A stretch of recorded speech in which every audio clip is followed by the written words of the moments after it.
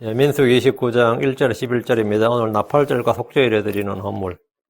민수기 29장 1절부터 6절은 나팔절, 7절부터 11절은 속죄일, 12절부터 끝까지 40절까지는 장막절에 드리는 헌물입니다. 장막절에 드리는 헌물은 굉장히 상세하게 날마다 어떻게 드려야 되는지를 썼고요. 이제 나팔절과 이제 속죄일은 나팔절 하루고 속죄일도 하루니까요.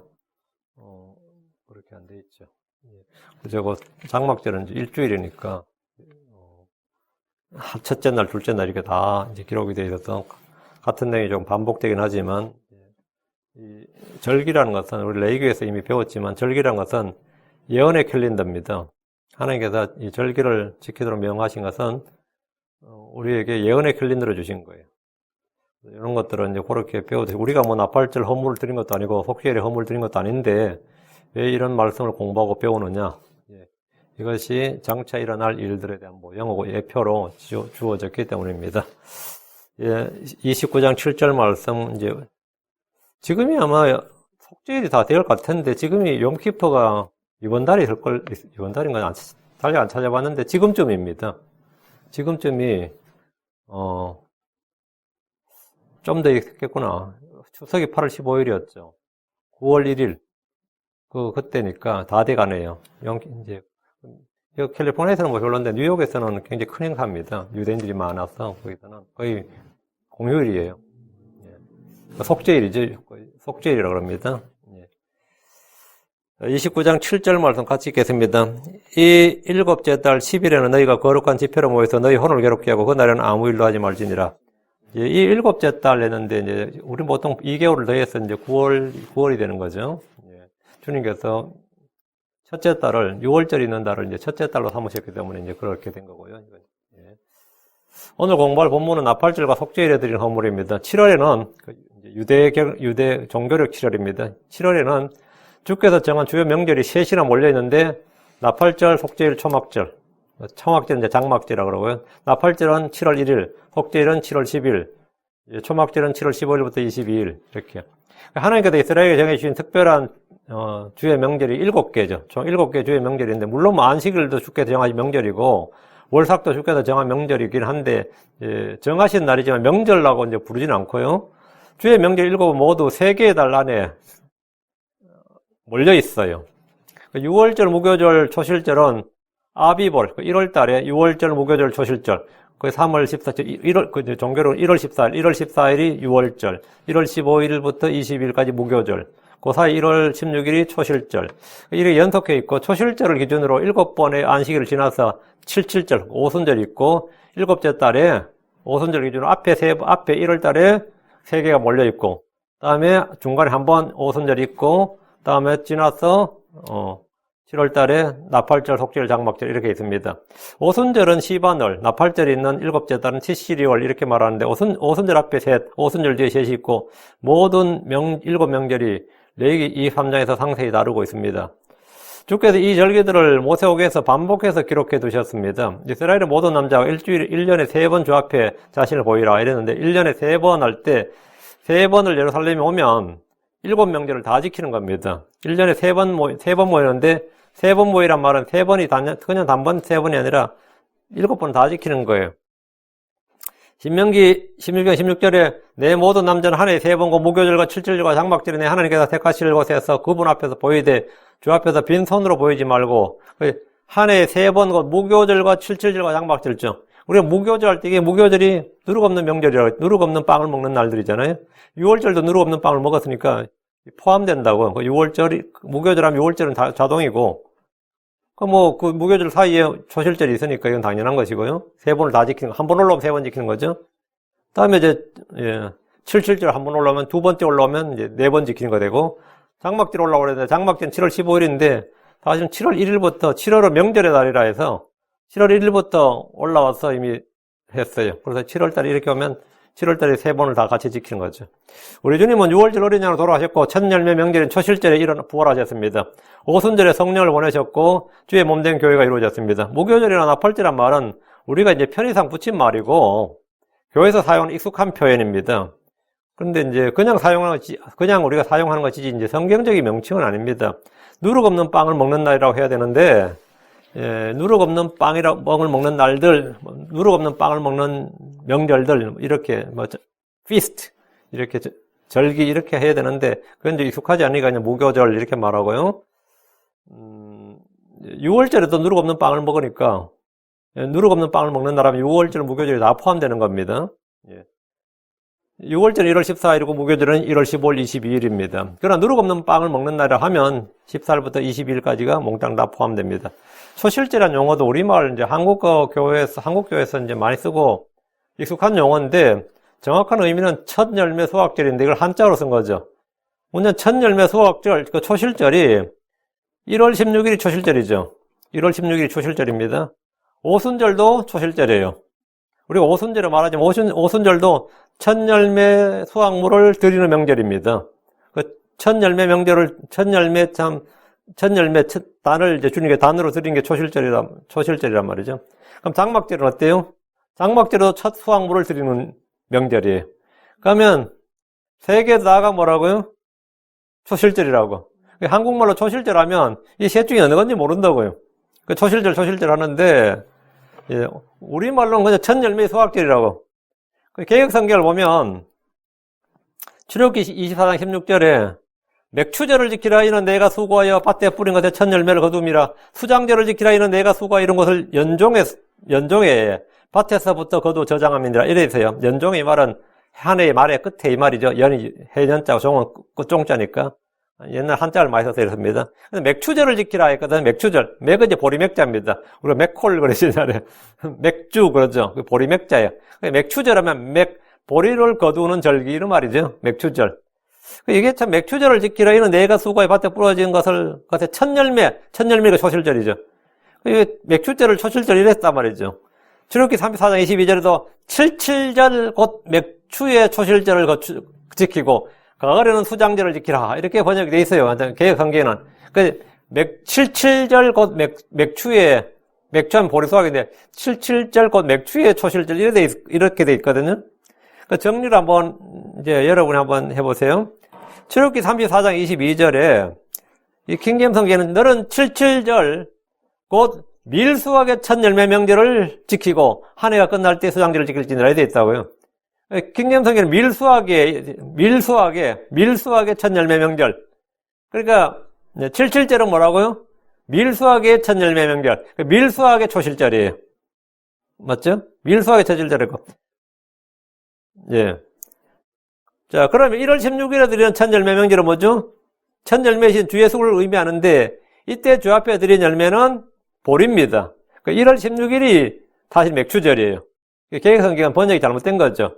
번역이 잘못된 것이고 이제 여러분 초실절 하면 이제 이거는 뭐 셋 중에 하나인데 잘못된 거예요.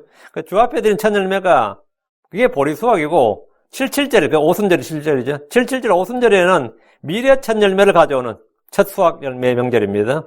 장막절은 건 뭐였죠? 장막절은 가을의 수확철로 여름 과일을 다 거둔 모든 수확에 거두는 거죠. 성경에서 첫 열매를 드리는 명절은 모두 셋입니다. 첫 열매 명절이 셋이다 이 말이에요. 첫 열매 명절이 셋인데 이는 주께서 땅에서 거두는 수확이 3번이기 때문입니다. 그리스도와 구약 성도의 부활, 크리스천들의 부활, 그리고 환란 성도의 부활입니다. 뭐 당연한 거죠. 명절로 정해진 절기는 예언에 클린다며 하나님 행하신 일들을 보여주기 위해서 정하신 겁니다. 일곱째 달에 나팔절, 속죄일, 장막절이 있습니다. 나팔절은 나팔을 부는 날이라고 이해하지만 속죄일에도 나팔을 불고 장막절에도 나팔을 불어요. 나팔절 하면 7월 달에 3개 명절 다 나팔을 붑니다. 나팔절만 나팔을 부는 게 아니고 속죄일에도 나팔을 불고 장막절에도 나팔을 불어요. 나팔을 분다고 해서 나팔절이 아닙니다. 7월의 모든 절기는 다 나팔을 부릅니다. 예. 첫 수확의 명절이 3개인 것처럼 나팔 부는 절기도 마찬가지예요. 7월의 첫날을 특별히 우리가 나팔절에 부른 것은 7째 달 첫째 날을 안식일로 삼고 거룩한 집회로 모이며 나팔들을 불어서 기념하는 날로서 명절이기 때문에 이제 우리 나팔절 이렇게 부른 겁니다. 레위기 23장 24절에 이스라엘 자손에게 말하 이르라 너희는 7째 달고 그 달 첫째 날을 안식일로 삼을지니 이 날은 나팔들을 불어 기념할 날이요 거룩한 집회 날이니라. 이번 너희 7째 달 그 달 첫째 날을 안식일로 삼을지니 특별히 하나님께서 특별 안식일 하이데이로 만들었다고요. 이 날은 요일과 상관없이 무조건 안식일이에요. 이날은 나팔들을 불어 기념할 날이요 거룩한 집회날이니라. 이날은 그런 날이라고. 매월 첫날은 본래 월상 명절입니다. 매월 첫날은 본래 월상 명절인데 이 월상 명절 중에서 7월 달의 월상 명절은 나팔들을 불어서 거룩한 집회로 안식일로 삼으라는 겁니다. 월삭이라고 다 안식일은 안 했거든요. 근데 이날은 요일과 관계없이 무조건 안식일이에요. 민수기 29장 1절에 일곱째 달에는 그달 첫째 날에 너희가 거룩한 집회로 모이고 아무 노동도 하지 말지니라. 그날은 너희를 위해 나팔들을 불지니라. 너희를 위해 나팔들을 불지니라 했거든요. 그래서 이제 나팔절을 이렇게 부른 겁니다.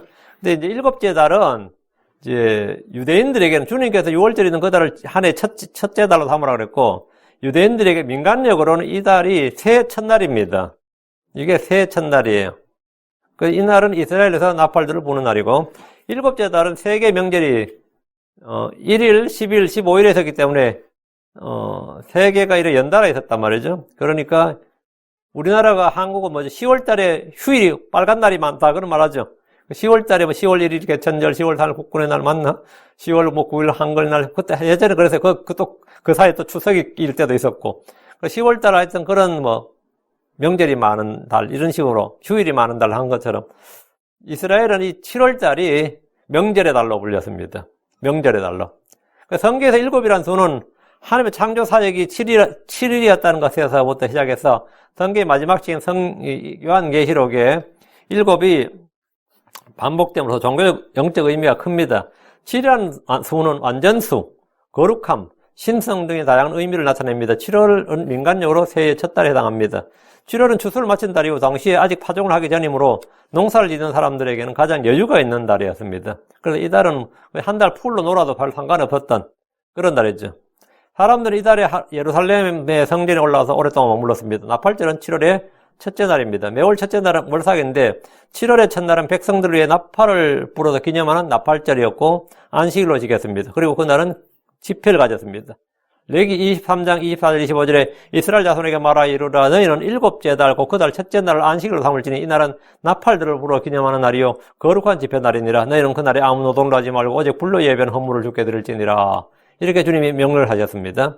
이 날을 안식일로 삼고 나팔들로 기념하며 집회를 엽니다. 그날은 아무 노동도 하지 말고 불로 예배하여는 헌물을 드리라고 하셨는데 이 날 드려야 헌물이 무엇인지가 지금 민수기에 나오는 거예요. 레위기에서 이렇게 말하고 말았는데 레위기는 그냥 이렇게 하라고 말했지 그날 드려야 될 그 헌물의 종류, 헌물의 양 여기에 대해서는 말을 안 했다고요. 그런데 지금 민수기에서 그 레위기 3장에 언급이 안 돼 있는데 레위기 3장에서 지키라고 하는 그 명절에 지킬 때 헌물의 종류가 뭐고 그 헌물을 어떻게 얼마나 드려야 되는지가 지금 오늘 본문에 나와요. 성경의 진리라는 게 그럽니다. 레위기에도 나오고 민수기에도 나오고 근데 레위기와 민수기를 합쳐야지 완전한 진리가 나온다고요. 근데 그것만 가지고도 완전한 진리는 아니에요. 또 다른 성경도 펴봐야 돼. 그 속죄일에 가는 진리도 이게 레위기 3장에 나오는 속죄일로 가지고는 속죄일을 완전히 못 지킵니다. 근데 레위기 16장을 또 펴봐야 돼요. 이렇게 여기저기를 펴봐야 된다고.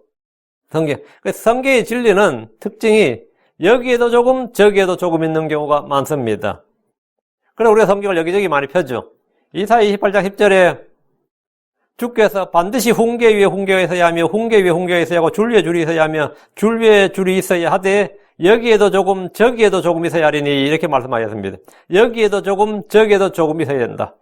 우리는 성경을 전부 다 비교하면서 읽어야 됩니다. 하나님의 말씀은 모순되는 것이 아니라 서로 보충하고 조화를 이룹니다. 우리는 특정 구절에 나오는 위대한 진리를 볼 때마다 모순이나 오류처럼 보이는 구절을 볼 때 주위에서 그 구절과 관련 구절들을 모두 다 살펴봐야 됩니다. 그렇게 함으로써 성경의 빛은 더욱 선명하게 되고 완전하게 됩니다. 불완전한 구절은 완전한 구절, 어려운 구절은 더 쉽고 분명한 구절로 해석될 수 있습니다.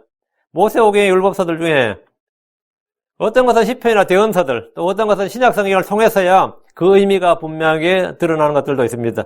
모든 성경 하나님의 영광으로 주신 것으로 그것을 믿는 자들에게 믿는 자들을 완전하게 합니다. 자, 그럼 본문을 보겠습니다. 29장 1절.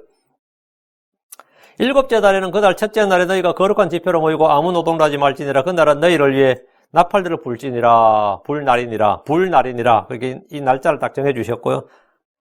일곱째 달이라고 하면 가장 먼저 생각나는 사건이 노아의 방주가 아라랏산에 걸린 날, 아라랏산들의 안착 산 위에 딱 방주가 안착한 날이 일곱째 달이었어요. 속죄일과 장막절도 일곱째 달에 있습니다. 일곱째 달은 이스라엘이 땅의 열매를 거두기를 마치는 달입니다. 일곱째 달은 이스라엘의 국가적 명절이 몰려있는 달입니다. 솔로몬 왕의 시대에 이스라엘 백성들이 일곱째 달의 명절에 모였습니다. 열왕기상 8장 2절에 이스라엘의 모든 사람이 에다니무월 곧 일곱째 달의 명절에 솔로몬 왕에게로 모이고 이랬어요. 일곱째 달에 이제 국가적 행사죠. 장막절이 7월 15일에서 22일까지므로 23일에는 백성들이 자기들의 장막으로 돌아갑니다. 바빌론의 포로기에서 돌아온 사람들도 일곱째 달이 이르자 모두 예루살렘에 함께 모였습니다. 느헤미야와 에스라는 이때 모인 백성들에게 주의 법을 가르쳤습니다. 주의 법을 가르쳤습니다. 주께서 일곱째 달, 그 달 첫째 날에 거룩한 집회로 모이라고 아무 노동도 하지 말라고 하셨습니다. 그날 너희를 위해 나팔들을 불지니라. 그날은 너희를 위해 나팔들을 불날리니라. 이렇게 하시므로 우리가 이 날을 나팔제라고 부릅니다. 나팔제는 오늘 대부분의 교회에서 이 교회의 휴거를 예표하는 날 이렇게 가르칩니다. 아마 미국이나 한국 교회 거의 99% 이상 목사님들은 다 이렇게 가르칠 겁니다. 킹제임스 성경 쓰는 교회 목사님들도 다 거기서 배웠으니까 이건 예외가 없어요. 거의 다 이 나팔절은 교회의 휴거를 예표하는 날 이렇게 가르칩니다. 구약을 신약의 모형 예표로 볼 때 오순절에 성령이 임했고 교회가 형성되었기 때문에 나팔을 부는 7월 첫날이 교회가 하늘로 들림을 받는 날 이렇게 생각을 하게 된 겁니다. 그러면 나팔절은 이제 음력 9월 정도가 되는 거죠.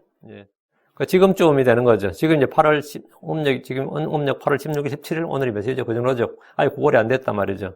그럼 가을에 이제 휴거가 되는 거지, 교회가. 근데 우리 교회에서 뭐라 가르쳤어요? 휴거는 봄에 된다 그랬지.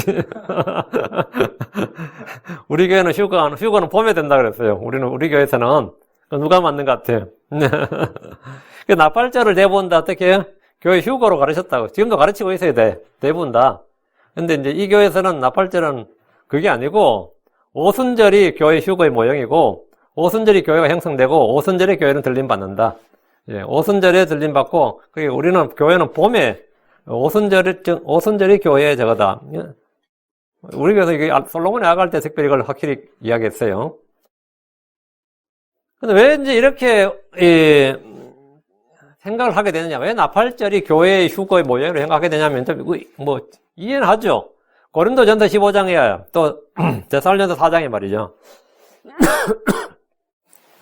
고린도전서 15장 51절 52절에 보라 내가 너희 한 가지 신비를 보이노니 우리가 다 잠자지 아니하고 마지막 나팔 소리가 날 때 눈 깜짝할 사이에 순식간에 다 변화되리라. 나팔 소리가 나면 죽은 자들이 적지 않을 것 소리가 나고 우리가 변화되리니. 그러니까 여기 나팔이 나오잖아요.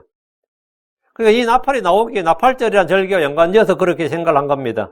데살로니가전서 4장 16절에도 주께서 호령과 천사장의 음성과 하나님의 나팔 소리와 함께 친히 하늘로부터 내려오시리니 그리스도 안에서 죽은 자들이 먼저 일어나고 부활이죠. 그러나 교회의 휴거는 나팔절이 아니라 오순절과 관련되어 있습니다. 오순절과. 우리는 첫 열매들이기 때문입니다. 나팔절은 교회의 휴거가 아니라 이스라엘이 함께 모이는 것을 예표하는 명절입니다. 마태복음 24장 31절에 그가 큰 나팔 소리와 함께 자기 천사들을 보내리니 그들이 그의 선택받은 자들을 하늘 이 끝에서 저 끝까지 사방에서 함께 모으리라. 하늘 이 끝에서 저 끝까지 사방에서 함께 모으리라. 큰 나팔 소리와 함께. 이게 바로 나팔절이에요. 이것은 교회의 휴거가 아니라 지금 마태복음 24장 31절은 마태복음 24장 25장 환란장입니다. 대환란장이에요. 이건 교회의 휴거가 아니라 흩어져 있던 이스라엘이 함께 모이는 걸 말하는 겁니다. 그렇죠? 여기서 그의 선택받은 자들, 이건 이스라엘입니다. 나팔절은 대환란 때 전 세계에 흩어진 이스라엘이 함께 모여있는 날을 보여주기 위한 절기입니다. 그래서 너희를 위한 날들 이렇게 된 겁니다. 매월 첫날은 이미 월삭으로 정해진 날입니다. 근데 7월 첫날은 월삭이면서 동시에 나팔들을 부는 날이고 안식일입니다. 함께 거룩한 집회로 모이는 날입니다. 나팔은 하나의 음성을 표현하는, 나팔 소리하면 하나의 음성을 나타내는 소리예요. 주의 음성은 성경에 많은 물소리 같고 천둥 소리 같고 나팔 소리 같다. 세 가지로 나오거든요. 천둥 소리, 나팔 소리, 많은 물소리. 그래서 제사장들은 집회로 사람들을 모을 때 나팔을 불었습니다. 나팔은 경고의 소리를 내기 위해서도 불었습니다. 자, 2절입니다. 너희는 어린 소소 한 마리와 순양 한 마리와 1년 되고 흠없는 어린 양 7마리를 취하여 향기로운 냄새로 주께 번제물을 드릴 것이며, 그 이제 7월 1일에 이렇게 하라고, 이렇게 헌물을 드리라고요. 나팔절에 드리는 헌물은 어린 소소 한 마리와 순양 한 마리, 1년 되고 흠없는 어린 양 7마리를 드립니다. 이것들을 향기로운 냄새로 주께 드리는데 이건 향기로운 냄새로 이건 번제물로 드리라 이 말입니다. 태워서 드리는 겁니다. 주께서 번제물을 드린 것은 주께 번제물을 드린 것은 우리 주 예수님께서 우리를 위해 자신을 향기로운 냄새의 헌물과 희생물로 하나님께 드리신 것을 예표합니다. 주님께서 자신을 향기로운 헌물로 드렸기 때문에 태워서 향기를 내는 겁니다. 뭐 태우지 않으면 냄새가 안 나잖아요. 그리스도인들 역시 살아있는 희생물로 주께 자신을 드려야 됩니다. 고린도서장 15절에 우리는 구원받은 자들 가운데서나 멸망받은 자들 가운데서나 하나님을 향한 그리스도의 향기로운 냄새니라. 우리가 뭐라고요? 냄새라고요. 우리가 하나님을 향한 그리스도의 향기로운 냄새니라. 우리가 하나님께 드려져야지, 우리가 번제물로, 제단 위에 번제물로 드려져야지 뭐가 되는 거죠? 향기로운 냄새가 된다고요. 번제물은 완전한 헌신을 의미하는 희생물입니다. 우리는 영적 희생물 드리는 영적 제사장이고 왕가의 제사장입니다. 우리가 죽게 드려야 하는 향기로운 냄새 헌물은 우리 자신의 몸 살아있는 희생물, 우리 자신의 몸을 드리고, 다음 우리는 구제 헌물 드립니다. 주께서 성도들이 연보로 드리는 헌물을 걸어서 이것은 달콤한 냄새의 향기요 받으실 만한 희생물이며 하나님을 매우 기쁘시한 것이니라 했습니다. 그래서 찬양과 감사, 기도는 주께 드리는 희생물입니다. 상한 영도 주께 드리는 희생물입니다. 여러분이 이 말씀에 따라서 행해야 돼요. 그 말씀에 따라 행해야 무엇 구제든 연보든 헌금이든 그것이 희생물이 되는 겁니다. 그 말씀을 따라 행하지 않으면 그냥 도네이션인 거예요. 그거는 그냥 교회에 도네이션 하는 거예요. 그 같은 헌물을 드리다도 하나님께 달콤한 냄새의 향기, 그 향기로 이 번제물로 받으실 만한 희생물, 하나님 매우 기쁘시게 한 것으로 드려야 되는 거예요. 이 교회 오는 것도 마찬가지예요. 그냥 오면 그냥 교회 오는 거예요. 교회 참석하는 겁니다. 그러나 하나님 말씀에 따라 하나님 말씀에 따라 내가 교회가 정한 날에 주의 첫날에 모이면 그건 뭡니까? 거룩한 집회가 되는 겁니다. 그건 거룩한 집회가 되는 거예요. 그 찬양을 하든 감사를 드리든 기도를 하든 주께 드린 희생물은 다 주의 말씀에 따라 행해야 돼요. 상한 영도 주께 드린 희생물입니다. 자, 3절.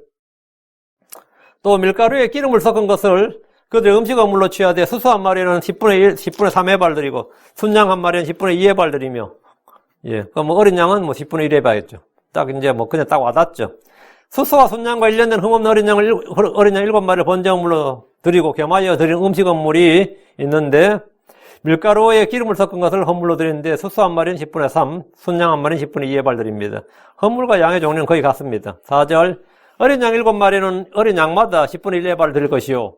어린 양 7마리는 어린 양 한 마리에 10분의 1회발. 이 말씀은 민수기 28장, 29장 계속 반복됐어요. 이미 5번이나 지금 5번째 나오는 말씀이에요. 5절. 또 너희를 속죄하기 위해 염소 새끼 한 마리를 제물로 드리되. 이 나팔절에는 이 음식 헌물 말고 번제물 음식 헌물 외에 속죄 헌물, 죄 헌물을 하나 드리라고 해요. 속죄란 말은 구약성경에 70번이 넘게 나옵니다. 명제에 드리는 죄 헌물은 염소 새끼입니다. 죄 헌물에 수소가 있고 죄 헌물에 염소도 있고 죄 헌물에 순양도 있는데 이 명제에 드리는 죄 헌물의 대부분 다 염소 새끼예요. 하나님께서 정한 절기에 드리는 이 명제에 드리는 죄 헌물은 염소 새끼라고요. 염소가 죄 헌물로 나오는 예는 성경에 50번이 넘습니다. 특히 민수기 7장, 28장, 29장에는 이 구절이 계속 반복됩니다. 왜 주님은 죄 헌물로 염소를 드리게 한 겁니까? 일반적으로 크리스천들은 염소에 대해서 좋은 인상보다 나쁜 인상을 많이 받습니다. 이유는 주께서 목자가 양과 염소를 갈라내듯이 사람들을 갈라내서 양들은 자기 오른편에 두고 염소를 왼편에 둔다는 말씀 때문이에요.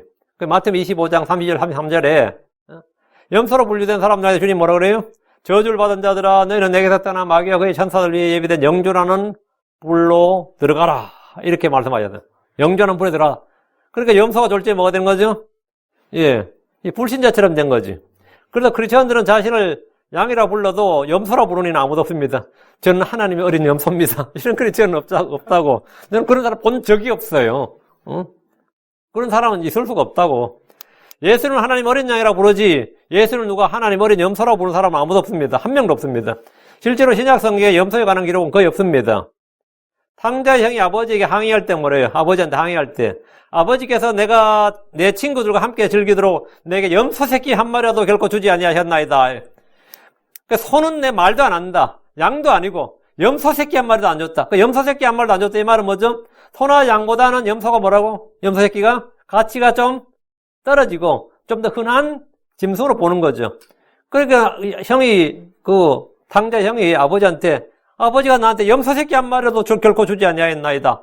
이렇게 말해 듣는데, 그러면 우리가 딱 들을 때, 염소가 이 가치나 가격 면에서, 아니면 좀 흔한 저거 정도 면에서 약간 좀 덜 귀한 것, 가치가 좀 떨어지는 것, 뭐 좀 더 평범한 것, 흔한 것 이렇게 받아들여지는 거죠. 그러나 성경에서 염소는 속죄물로 굉장히 유명합니다. 굉장히 유명해요. 구약 성경에서 제물로 가장 자주 등장하는 것이 염소입니다. 히브리서 9장 12, 13절에도 염소와 송아지 피가 아니라 자기 피를 힘입어 단 한 번 거룩한 곳에 들어가서 우리를 위하여 영원한 구속을 얻으셨느라. 황소와 염소의 피와 암송아지의 죄를 부정한 자에게 뿌려 육체를 거룩히 구별하고 정결하게 하던. 여러분, 그래서 염소가 나오죠. 황소, 염소와 송아지 이렇게. 양은 나오질 않아요. 모세는 송아지와 염소의 피를 취해서 율법책과 온 백성에 뿌려서 언약을 체결했습니다. 염소는 부정한 짐승이 아닙니다. 염소는 나쁜 짐승도 아닙니다. 염소는 소와 양과 마찬가지로 죽게 드려지는 희생물입니다. 히브리서 10장 4절에 황소와 염소의 피가 죄들을 제거하는 것이 불가능하니라. 왜 이래서 황소와 어린 양의 피를 안 하고 황소와 염소의 피 한 것 같아요? 염소와 송아지 피, 황소와 염소의 피 계속 이랬단 말이죠. 왜 황소와 염소의 피가 죄들을 제거하는 게 불가능하다? 이 염소가 뭘로요? 제물로 드려진 피였단 말이죠.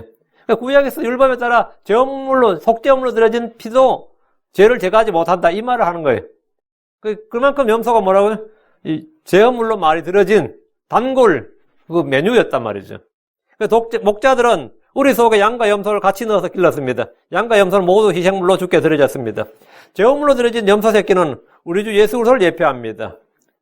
로마서 5장 11절에 그리할 뿐 아니라 우리가 우리 주 예수 그리스도로 말미암아 이제 속죄를 받았으며 그분을 통해 하나님을 기뻐하느니라. 그러면 예수 그리스도로 말미암아 속죄를 받았으며 주 예수는 우리를 위한 죄원물이 되셨습니다.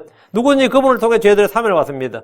사도행전 10장 43절에 그분에 대하여 모든 대언자들로 증언하되 누구든지 그분을 믿는 자는 그분의 이름으로 말미암아 죄들의 사면을 받으려 하느니라. 하나님은 주 예수로의 피를 화해물로 제시하셨고 그분을 통해 죄를 사면하셨습니다. 로마 3장 25절 그분은 하나님께서 그분의 피를 믿는 믿음을 통해 화해물로 제시하였으니 이것은 하나님께서 참으심을 통해 과거의 죄들을 사면하심으로써 자신의 의를 밝히 드러내려 하시며 속죄 염소, 제물로 드려진 염소는 주 예수님을 예표합니다. 6절 그 달의 번제물과 그것의 음식어물과 날마다 드린 번제물과 그것의 음식어물과 그것들의 음료물 외에 드리고 그것들의 관례에 따라 향기로운 냄새로 불로 예배한 희생물로 주게 드릴 것이니라. 그 달의 번제물과 그것의 음식어물이라 이 말은 뭐죠? 월삭으로 드려지도록 정해진 헌물 이 말이에요. 그게 그 달의 번제물, 음식어물. 날마다 드린 번제물, 음식어물, 그것들의 음료물 이 뭐죠? 이건 상번제. 이거는 매일 아침 저녁으로 드리는 날마다 드리는 번제물과 그것의 음식어물 이거는 매일 아침 저녁으로 드리는 번제물을 말합니다. 이것 외에 드리라고. 7월 1일은 세 가지를 드린 거예요. 날마다 드리는 번제물 드려야 되고, 월삭어물 드려야 되고, 하나님께 특별히 정한 명절 헌물, 나팔절로 절기 헌물 드리고. 이 7월 1일은 제사장들이 가장 바쁜 날이죠. 주께서 정해진 명절에 드린 정해진 헌물을 드리는 날이라 해도, 이 날마다 드리는 이 상번제, 아침 저녁에 드리는 상번제나 월삭의 헌물을, 한 달에 한 번씩 드리는 월삭의 헌물을 그대로 드리도록 하셨습니다. 그걸 그대로 드리고 특별히 나팔절 헌물 드리라고요. 그것들의 헌물 외에 드리고 이 말은 절기 명절의 주를 위해 드리는 헌물이 있지만 평소 드리던 헌물들은 그대로 드리라 이 말입니다. 그건 오늘은 면제 아니다 이 말. 그날은 계속 드리라 이거예요. 다시 6절 그것들의 관례에 따라 향기로운 냄새로 불로 예배한 희생물로 주께 드릴 것이니라. 관례에 따라 주께서 정하신 명절은 정하신 말씀에 따라 계속 드리라고요. 이미 주께서 앞서 말씀하신 것들은 오늘 7월 1일 오늘은 나팔절인데 오늘은 그건 안 해도 되지 않냐? 다 하라고. 그대로 하라고요. 우리는 주께 특별한 명령을 받았다고 해서 날마다 해야 할 일들을 제외해서는 안 됩니다. 제사장들은 7월 첫날에 평소보다 3배 많은 업무량이 주어집니다. 여러분이 주의 첫날 교회 와서 예배를 드린다고 해서 평소 하던 새벽 기도나 성경 읽기나 가정 예배나 기타 어떤 것들을 이거 하지 않겠다. 오늘은 주일이니까 주의 첫날이가 이렇게 하면 안 된다고요. 평소 하던 일은 주의 첫날이든 부흥회라든 사경을 하든 뭘 하든 그대로 하고 주의 첫날에 뭘 하든 그건 평소 하던 일은 그대로 다 하고 그 일은 그대로 또 하라 이 말이에요. 7절입니다. 이 7째 달 10일에는 너희가 거룩한 집회로 모여서 너희 혼을 괴롭게 하고 그날에는 아무 일도 하지 말지니라. 7째 달 10일은 속죄일입니다. 이스라엘 사람들이 이 날을 대속죄일, 이 대자를 붙여서 대속죄일 이렇게 부르는데 현대 유대인들도 이날은 모두 안식일로 지키며 일체 노동을 금하고 있습니다. 지금 이스라엘도, 여러분 지금 이스라엘 땅 말이에요. 지금 현재 이스라엘 땅에, 이스라엘 유대인만 사는 거 아니에요? 지금 현재 이스라엘 땅의 15%는 유대인이 아닙니다. 지금 현재 이스라엘 땅에 사는 15%는 유대인이 아니에요.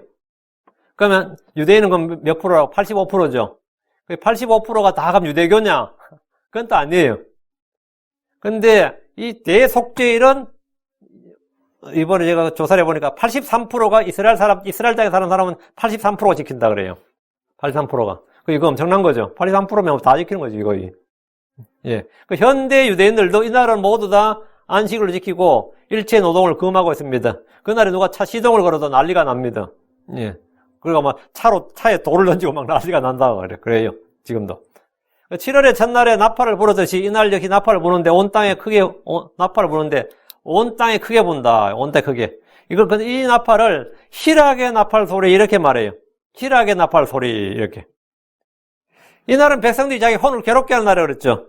집회로 모여서 너희 혼을 괴롭게 하고 이러는데 나팔은 뭐라고 희락의 나팔 소리 그러면 어때요? 말이 좀 앞뒤가 안 맞잖아. 혼을 괴롭게 하고 하면 뭐 고통의 나팔 소리, 뭐 괴로움의 나팔 소리 해야지. 너희 혼을 거룩한 집회로 모여서 너희 혼을 괴롭게 하고 이랬단 말이죠. 그래서 지금도 이들은 7월 첫날부터 7월 10일까지 이 열흘을 참회와 회개의 기간으로 정해서 특별한 날로 정해서 지키고 있습니다. 지금도 유대인들의 80% 이상이 이 날을 경건하게 지키고 있습니다. 나팔절이 흩어진 이스라엘이 함께 모이는 날이라면 이 날은 흩어진 유대인들이 함께 모여서 뭐하는 날? 온 민족이 주 앞에서 죄를 대속하고 깨끗함을 입는 날입니다. 한마디로 말하면 민족적 회개의 날이에요. 민족적 참회, 그러니까 이스라엘의 내셔널 리펜턴스 데이라고. 국가 회개 날이라고, 민족 회개 날이라고. 6월절에 어린 양의 죽음과 그 피로 구원 받았는데 속죄일이 왜 필요한 거예요, 그러면? 우리가 생각할 때 어린 양의 죽음과 피로 끝난 거지. 어린 양의 죽음과 그걸로 죄 문제 다 끝난 거지. 뭔 놈 속죄일이 또 필요하냐고. 6월절로 끝이 나야지. 왜 중간에 연말, 그것도 7월 달에 속죄일이 왜 필요하냐고. 우리는 어린 양 그리스도의 죽으심과 피로 완전한 구원을 받았습니다. 우리는 속죄일이란 게 없어요. 그런데 주님은 분명히 절기 속에 속죄일을 딱 못을 박아놨다, 그죠? 일곱째 달 10일이라고. 분명 6월절이 있는데 웬 속죄일이냐고. 6월절이고 속죄일은 속죄일인 거예요? 6월절에 구원을 받았다며, 6월절에. 이 속죄일은 뭐 하는 거예요? 이날은 대제사장 1년에 단 한 번 피를 들고 지성소로 들어가는 날입니다. 이날은 염소 2마리를 취해서 한 마리는 잡아 죽이고 한 마리는 안수해서 산채로 광야로 보냅니다. 한국교회에서 흔히 아사셀의 염소하고 부를 때 이 속죄 염소가 속죄일에 행하는 가장 중요한 의식이었습니다. 6월절 어린 양으로 죄가 씻음받고 제거되는데 왜 속죄일이 있는 거냐? 여러분 이런 생각 안 해보셨어요? 이런 질문. 유대인들이 하나님의 어린 양이요 우리의 6월절 어린 양 예수 그리스도를 믿지 않고 거부했기 때문입니다.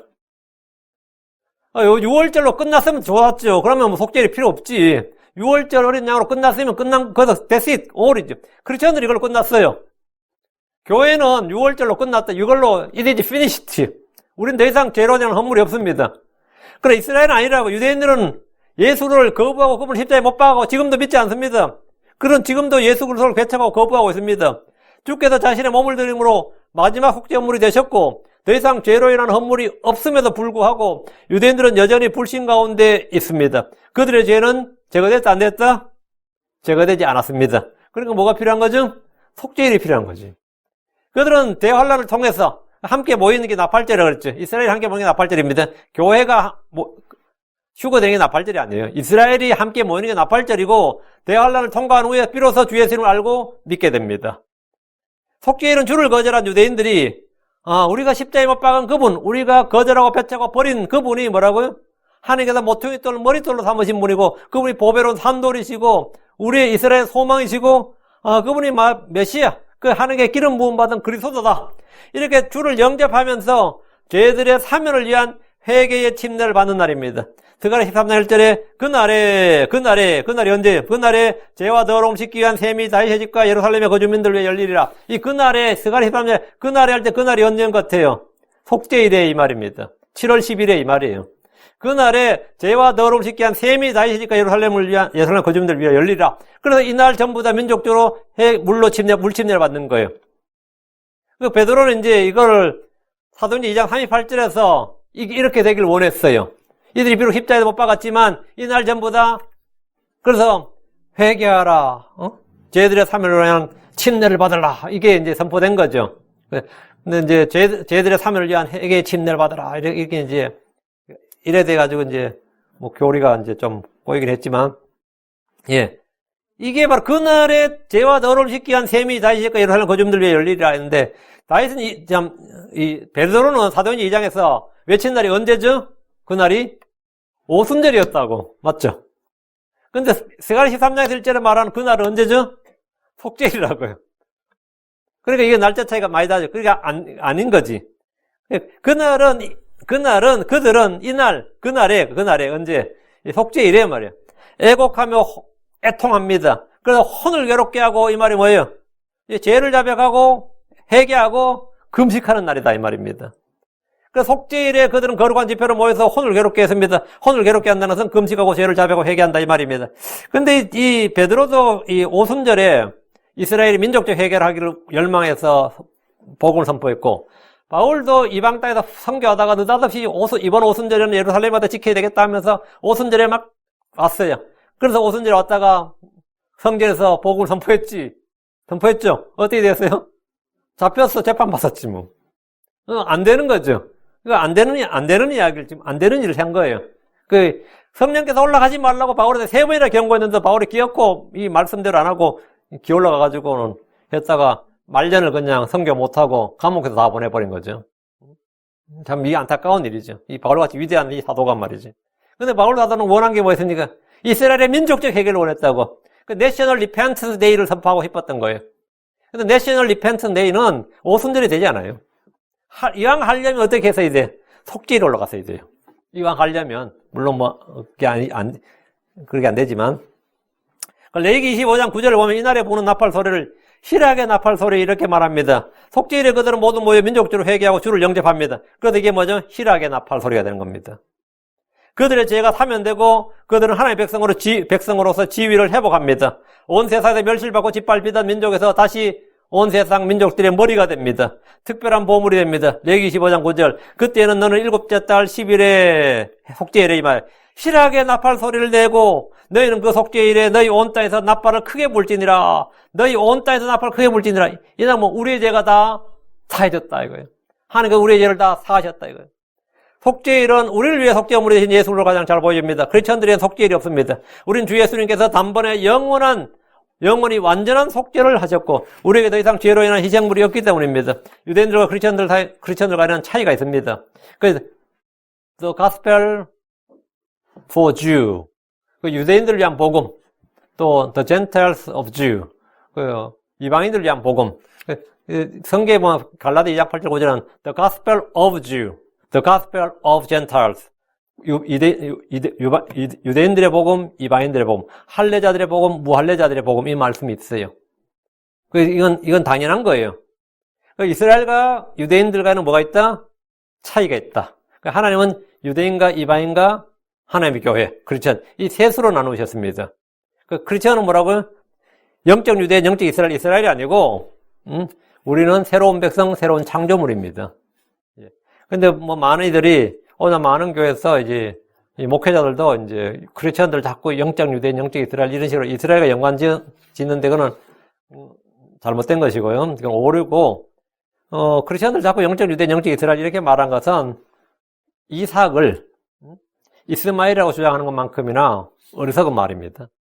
사라를 하갈이랑 사가라 똑같다 그러면 안 돼. 물론 둘 다 아브라함의 처죠.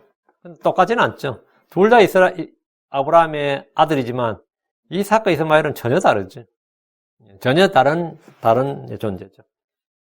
그와 같이 유대인과 크리스천이 둘 다 하나님을 섬긴다 해도 이건 완전히 다른 존재더라. 크리스천은 새로운 백성, 새로운 창조물입니다. 8절입니다. 오직 너희는 어린 소소 한 마리와 순양 한 마리, 1년 된 어린 양 7마리를 드리되 너희를 위하여 흠없는 것으로 주의 향기로운 냄새로 주께 번제물 드릴 것이며 속죄일에 드리는 헌물은 어린 소소 한 마리, 순양 한 마리, 1년 된 어린 양 7마리 드립니다. 모두 흠없는 것으로 주에서 향기로운 냄새로 주께 헌물 드립니다. 주께서는 정한 절기에 드리는 헌물에 항상 명령하시는 헌물이 겁니다. 구원받은 우리가 주께 드려야 할 헌물이 있다면 바로 헌신입니다. 헌신이라는 것은 몸을 드린다는 겁니다. 주께서 우리를 위해 자신을 희생물 드신 같이 우리는 주를 위해 자신을 드려야 됩니다. 오늘날 성도들이 주 예수를 믿는다고 하면서 헌신하지 않으므로 아무런 권능이 없습니다.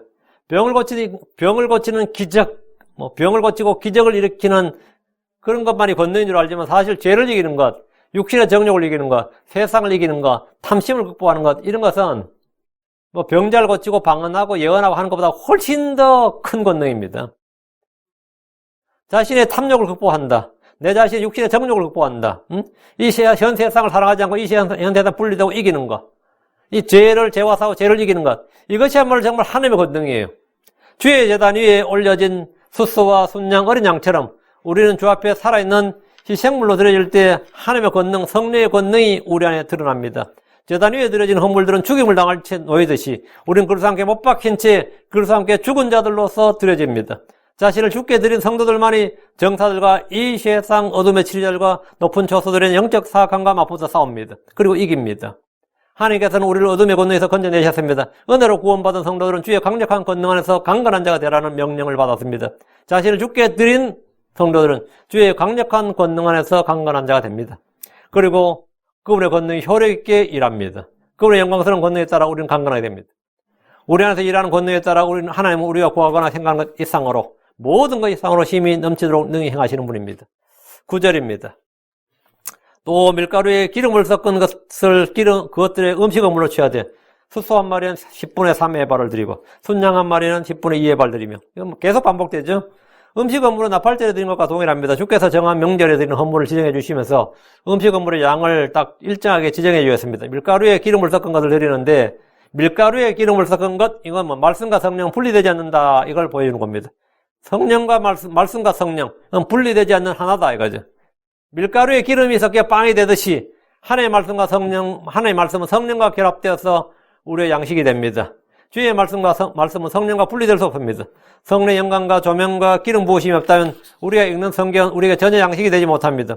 하나님께서 헌물을 드릴 때, 하나님께서 헌물 드릴 때 음식을 함께 드리도록 하셨듯이 자신을 주께 헌신한 성도들은 늘 주의 말씀과 성령 충만을 구해야 됩니다.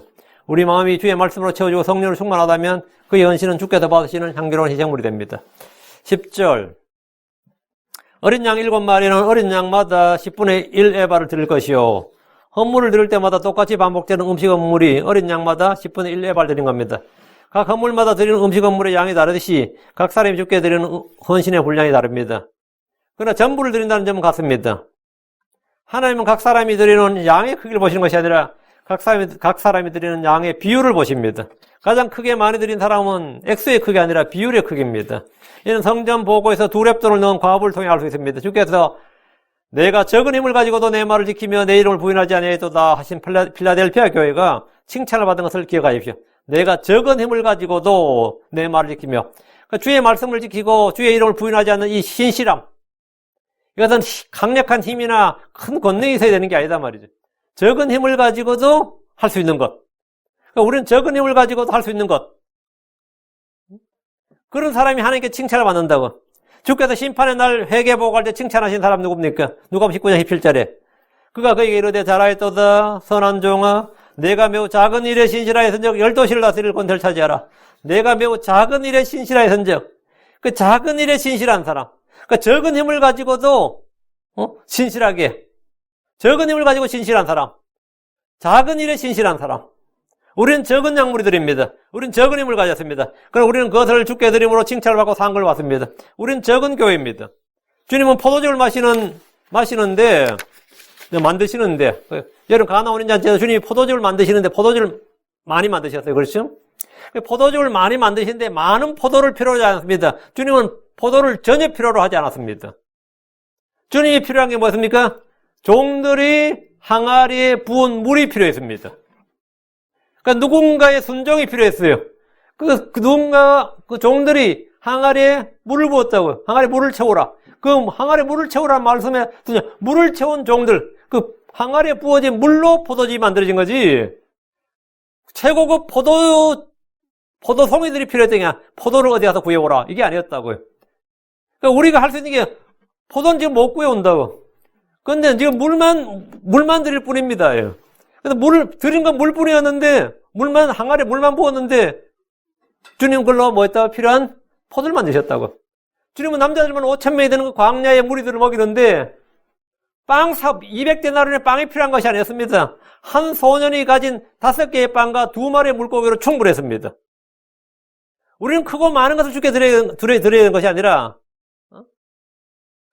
주께서 정하신 것, 주께서 우리가 드리라고 정하신 것들을 주께 드리면 그것을 충분합니다.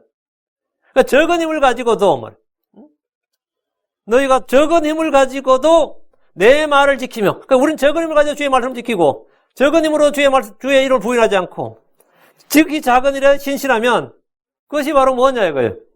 예, 충분하다 이거예요. 하나님 그것으로 하나님께서는 그것으로 하나님이 원하시는 모든 일을 행하실 수 있습니다. 우리에게 필요한 것은 크고 많은 양이나 비싸고 좋은 어떤 것이 아닙니다. 양 한 마리에 10분의 1 레바의 밀가루로 충분합니다. 주께서 우리에게 요구하시는 것은 신실함입니다. 누가복음 6장 10절에 가장 적은 것에 신실한 자는 또한 많은 것에 신실하고 가장 적은 것에 불의한 자는 또한 많은 것에 불의하니라 했습니다. 생각해 보십시오. 이 교회를 세운 일에 이 말씀 침례교를 굳게 세운 일에 많은 부자들이나 많은 권력자들이나 똑똑한 학자들이나 많은 성경 지식을 가진 사람들이 아닙니다. 그런 형제자매들이 필요한 것이 아닙니다.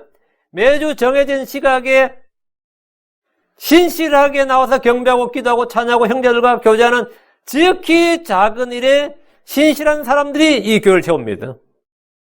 그런 사람들이 교회를 세우지. 이 권력자들이 교회를 세우는 게 아닙니다. 이 교회를 세우는 게 우리가 큰 일을 많이 해야 되는 것이 아니라 가장 적은 것에 가장 적은 힘으로 작은 것에 신실함으로 주께 칭찬을 받고 영광을 받습니다. 그 양 한 마리 10분의 1 해봐. 그건 적은 양입니다. 그걸로 하나님께 충분하다 이거예요. 충분하다 이거예요. 11절입니다. 속죄의 제물과 항상 드리는 번제물과 그것의 음식물과 그것의 음료물 외에 이건 항상 드리는 건 이건 외에 염소 새끼 한 마리를 제물로 드릴 것이니라. 이 속죄일에 드리라 이거예요. 속죄일에 속죄의 제물, 항상 드리는 번제물, 음식물, 음료물 외에 염소 새끼 한 마리를 제물로 드리라는 겁니다. 염소 새끼 한 마리를 제물로 드릴 것이니라. 이 말씀은 모든 일에 속죄가 주님께서 이루신 속죄의 사역, 우리를 위해 속죄물이 된 제물이 된 예수 그리스도, 그 구속의 주께서 뭐라고요? 모든 일에는 이거 바탕이 되어야 된다는 겁니다. 그 경배를 하든 기도를 하든 선행을 하든 모든 일에는 주 예수 그리스도의 속죄가 우리를 위해 속죄물이 된 주 예수 그리스도가 바탕이 되어야 된다 이거. 그러니까 우리 주께서 우리를 위해 단번에 영원한 제물이 되셨습니다. 영원한 구속을 이루셨습니다. 속죄물이 되신 주 예수님을 기초로 우리는 주께 경배를 드리고 기도하고 칭규하고 헌신이 이루어집니다. 그리고 그렇게 우리는 서로 교제하고 말이죠. 하나님께 영광을 돌립니다. 주의 피와 그분의 죽으심을 기억하고 그 은혜를 바탕으로 주를 섬기고 또 형제를 섬기는 겁니다. 그래서 그렇게 하라, 그렇게 드릴 것이니라 이렇게 주님 말씀하신 겁니다. 오늘은 나팔절과 속죄일에 드리는 헌물 요거 했고요. 다음 시간에 이제 장막절에 드리는 헌물을 해서 주님께서 정해진 날들에 드리는 헌물들은 이제 29장 마칠 수 있습니다. 마치겠습니다. 다음 시간에 장막절에 하겠습니다. 장을 기도하고 마칩시다.